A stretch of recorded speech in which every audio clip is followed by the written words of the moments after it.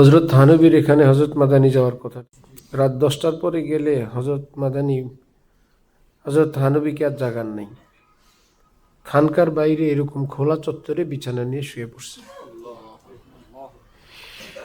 তাহাজ্জুদের সময় হজরত থানবী উঠলে দেখলেন এত বড় বড় আল্লাহওয়ালা বুজুর্গানি দিন খানকার বাইরের চত্বরে।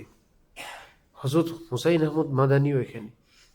হজরত থানবী বললেন, মৌলানা আপনি এখানে? আমরা আসতে দেরি হয়ে 10টার বেশি বেজে গেছে। রুটিন টানানো আছে বিভিন্ন জায়গায়, 10টার পরে এখানের ঘুমের রুটিন, কেউ যাতে ডিস্টার্ব না করে এরকম কোনো লেখা ছিল।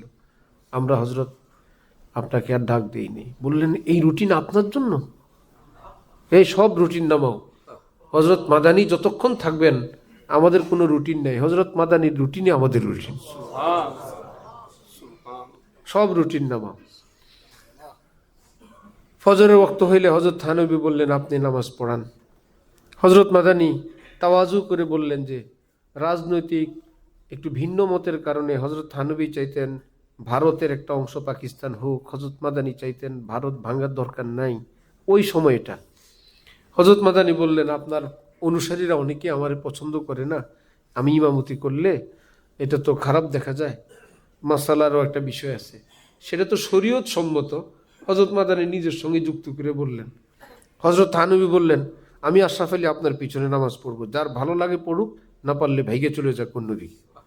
ঘোষণা করলেন আজকে ইমামতি করবেন আওলাদ রসুল মৌলানা হুসাইন আহমদ মাদানী, আমি আশরাফ আলী ওনার পিছনে নামাজ পড়বো, ভালো না লাগবে যেখানে ইচ্ছা ওখানে যাও। নামাজ পড়াইলেন।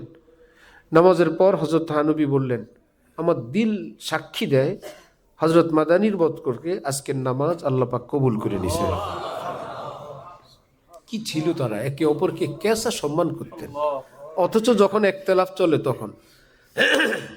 যখন উভয় গ্রুপের একটা রাজনৈতিক মতভেদ চলে, তখন হজরত মুফতি শফি সাহেব বলতেন, হজরত থানবী এখলাসের সঙ্গে চাইতেন ভারত ভেঙে পাকিস্তান হোক, হজরত মাদানী এখলাসের সাথে চাইতেন না ভেঙে অখণ্ড ভারত থাকুক। তো কেমন আলেম ওলামাদের মধ্যে হইতে পারে কোনো বিষয়, যদি সেটা দিন হয়, এখলাসের সাথে হয়, সেই পরস্পর ওটাকে ওই পর্যন্তই সীমাবদ্ধ রাখা। কিন্তু আমাদের অবস্থা তো যা হওয়ার হয়। আল্লাহ আমাদেরকে হেদায়েত দান করেন, আল্লাহ আমাদেরকে উম্মতকে মানুষ হওয়ার তৌফিক দান করেন।